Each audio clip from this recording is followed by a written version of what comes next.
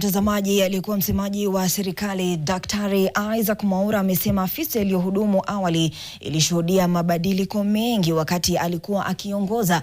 Amesema mageuzi makubwa yalikuwa ni mfumo wa kidijitali na kuimarika kwa mawasiliano ya serikali. Hata hivyo, hali kadhalika Azizi mtazamaji, amezidi kuwasisitizia Wakenya kuzidi kufanya kazi yao kwa uadilifu.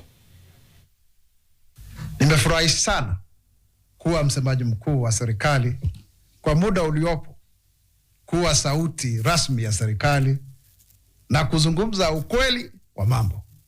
Wakati mwingine kumekuwa na kukanganya mkubwa kwa sababu watu wanafikiri serikali haisemi ukweli, ni kipindirii. Lakini hapa ni stori za jaba.